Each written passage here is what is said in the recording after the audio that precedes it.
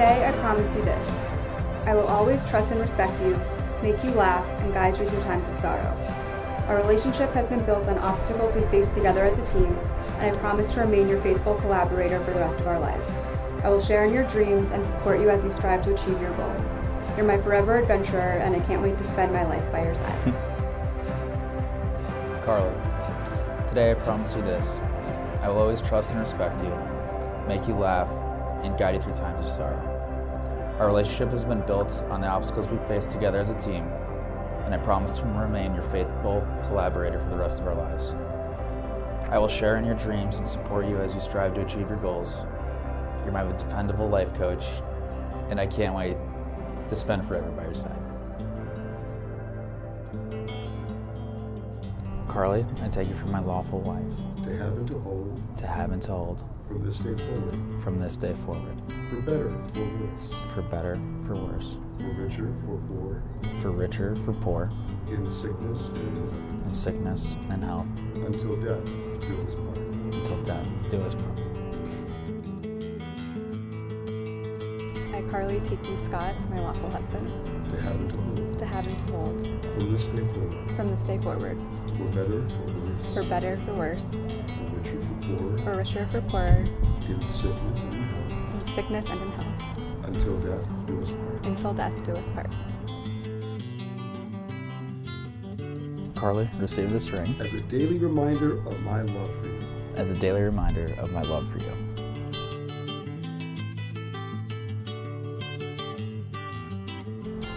Scott, receive this ring. As a daily reminder of my love for you. As a daily reminder of my love for you.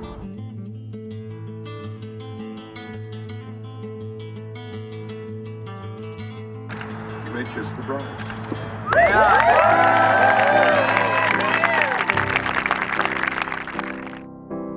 Wise men say only fools rush in, but I can't help falling in love with you. Oh, shall I stay? Would it be a sin? Oh, if I can't help falling in love with you. Like a river flows surely to the sea, darling, so it goes. Some things are meant to be. Take my hand, take my whole life too. Oh, for I can't help falling in love with you. Oh, like a river flows surely to the sea, darling, so it goes. Some things are meant to be. Won't take my hand, take my home.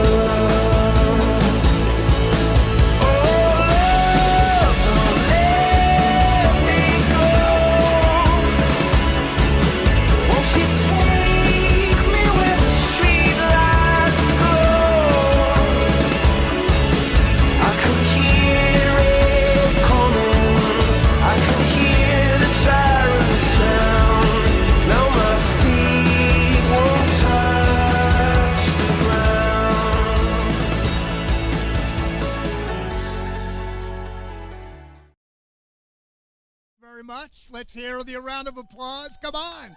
Okay, there we go. There we go. Okay, thank you. You know, I did such a good job at keeping my suggestions and opinions at bay and signing checks during Mikey and Jenna's wedding that I was unanimously elected again for a second term. But happily, I am out of daughters and I am out of money, so I will not be seeking a third term. I'm sorry. I want to say a big hello to the juniors' parents, Tim and Christy Minor, and the rest of the Minor clan, Joe and Michelle, Jamie and Bree. There you are. Tim and Christy, it has been terrific spending time with you guys over the past couple of years, and I know if we lived closer, we'd be the best of friends. And having just our immediate families together for a quiet dinner on Thursday night back at our place really sealed the deal for us.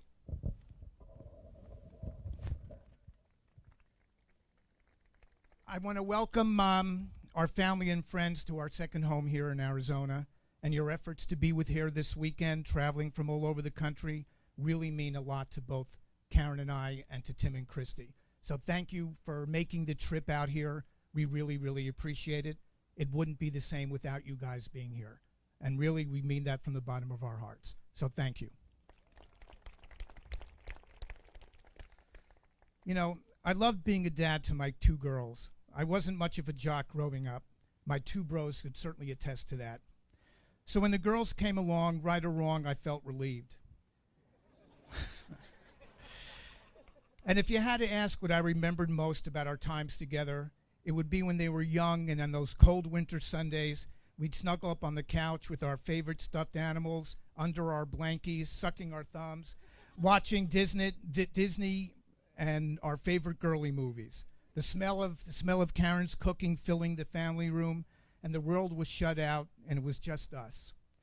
I think it's a funny, cruel trick of nature, don't you think, that both my girls marry jocks? Marry jocks and leave me behind in the dust. And you might ask of me, what about those cold winter Sundays still? Well, to be honest, not much has changed. You can still find me under my blankie, watching Disney movies and chick flicks, and wondering if the Yankees made it to the Super Bowl so I can have something to talk about with my boys.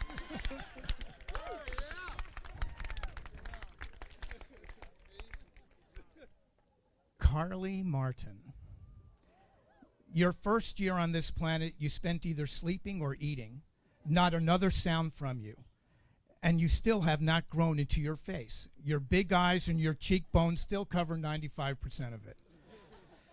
Believe it or not, Carly was our little family clown, keeping us amused with her shows, skits, and imitation of people. And of course, Carly's biggest fan was her older sister, who had a crush on her from the first day we bought her home and remained so to this very day. To the outside world, Carly was a quiet observer, never or rarely a joiner. I know someone else like that. I first saw your art in high school during one of your art class exhibits. I recall testing myself by not looking at the artists' names as I walked through the exhibition. I wanted to see if I could recognize your art myself. My eye finally came to a series of drawings. I did not need to see the name. It was the beginning of a talent that I have seen before and knew all too well. Today, we can see your beautiful art creations through your own company, Clementine Studios. You busted out from your shell and you're taking the art world by storm, but still in your subtle, quiet fashion. I look forward now every evening to viewing your art on Instagram, where, of course, Jenna Hilsey is always the first to like your pieces of work. It's amazing to me on Instagram that I just have 2 followers, and you have hundreds and still growing. Carly, you have the biggest heart and the wisdom of an old soul. You have blossomed into the most perfect woman, and you make us all proud every day. Let me first say a few words about the junior. I'm not going to begin from the story when we first actually said hello at the university of graduation. at the University of Denver graduation. It was an event-filled weekend with introductions of Carly's friends coming and going, names and faces not retained. Soon after graduation, Carly let us know that she'd be staying in Denver for the balance of the summer until grad school in New York began. And I said to Karen, that's okay. Let her get this kid out of her system. And in the fall, she'll be back to Dad.